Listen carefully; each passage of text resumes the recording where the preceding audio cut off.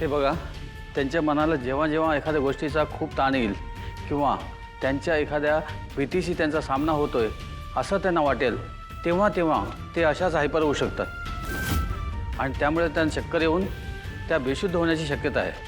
अहो पण डॉक्टर, ह्याच्यावर काहीतरी इलाज असेल की नाही? अहो रोज नव्यानं तिला सगळ्या गोष्टी सांगायला लागतात, काहीच आठवण झालंय तिला. मी तुमच्यावर काय संकट आले ते समजू शकतो, पण काही झालं तर तुम्हाला धीर सोडता कामा नये. आणि हो, मी तुम्हाला MRI आणि CT स्कॅन करायला सांगितलं होतं, त्याचं काय झालं? कारण ते बघितल्याशिवाय मी काहीच अंदाज बांधू शकणार नाही. होय, मी करून घेतो ते. काही ब्लड टेस्टसुद्धा करायचे आहेत, ते सुद्धा करून घ्या. म्हणजे सगळ्या रिपोर्ट्स आल्यानंतर आपल्याला ठरवता येईल पुढची ट्रीटमेंट कशी करायची ती. डॉक्टर, एक विचारू? आईला पहिल्यासारखं होण्यासाठी अजून किती टक्के चान्सेस आहे? सॉरी, ते सांगता येणार नाही, पण रिपोर्ट लवकर घेऊन या.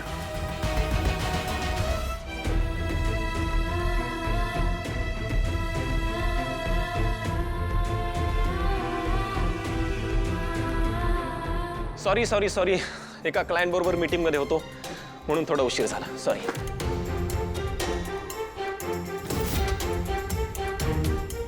तू खाली येतोयस का? मी वर येऊ आता? एवढं ओरडायला काय झालं?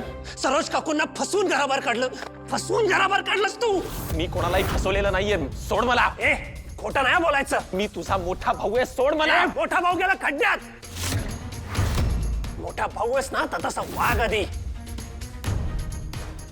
मला असं वाटतं आजची जी ही मीटिंग आहे ती फक्त कंपनीच्या बोर्ड ऑफ डिरेक्टर्ससाठी आहे.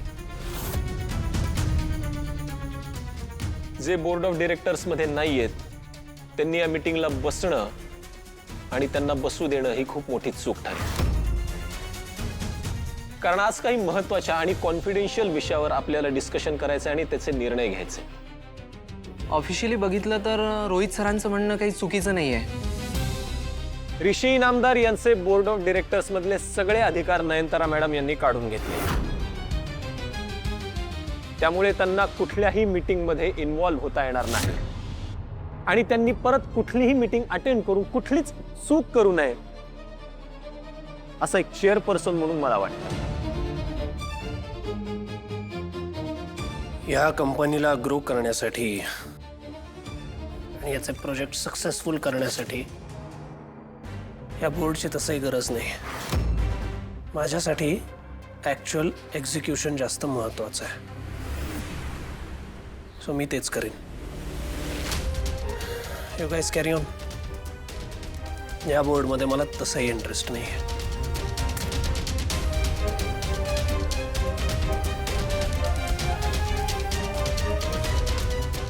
ऋषी, त्या गावठी मुलीसाठी माझ्याशी भांडलास ना?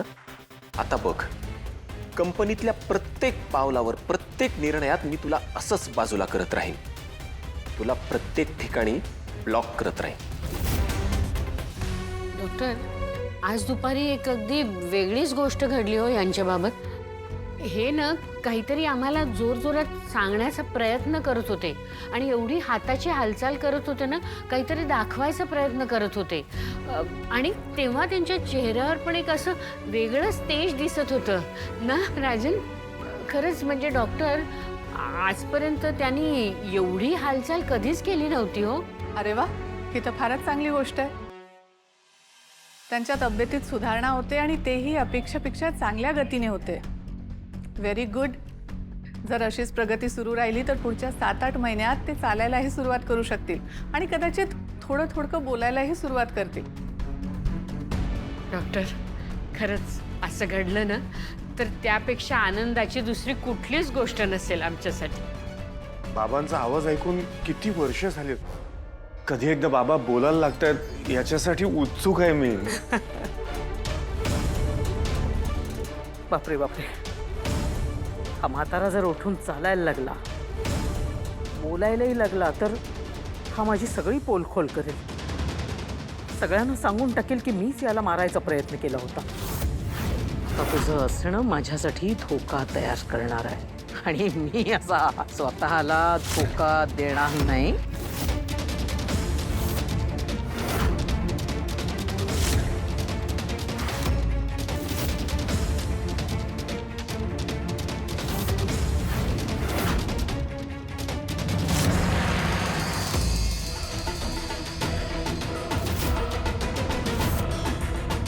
कामिनी,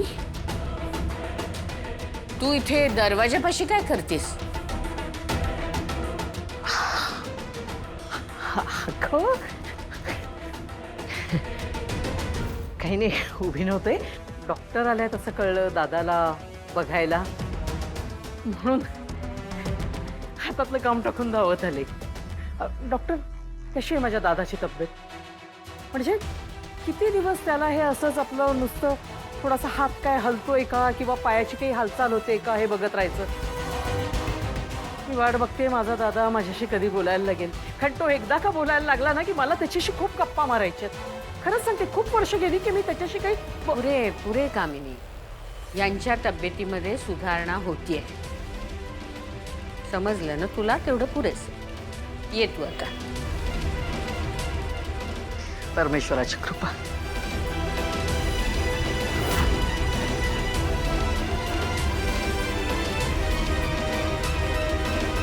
पण राजन, आज दुपारी नेमकं काय झालं असेल? कशामुळे यांनी एवढी एकदम हालचाल केली?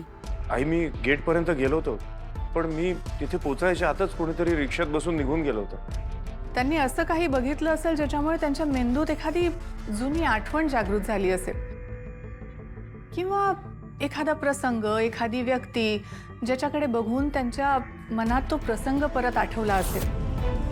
असं काय बघितलं तुम्ही? कोणाला बघितलं? अरे राजन, तू तर बाहेर गेटपर्यंत जाऊन आला होतास ना? कोणाला पाहिलंस का तू जाताना? कोणीतरी मी तिथे पोचेपर्यंत रिक्षातनं बसून निघून गेलो होतो. म्हाताऱ्याने असं कोणाला पाहिलं असेल की याला एवढा उत्साह आला? किती दिवसात हे करावं लागेल? लवकरात लवकर करायला लागेल, कारण डॉक्टरांना पुढची ट्रीटमेंट करायची आहे.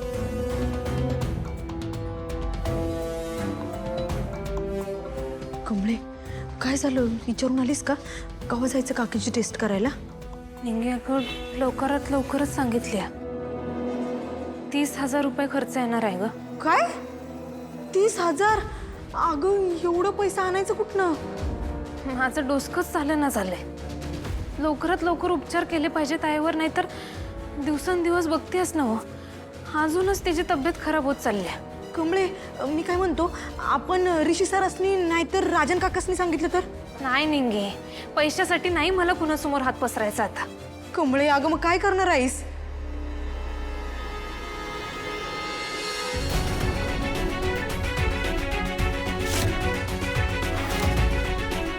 हे तुमच्यासाठी आहे.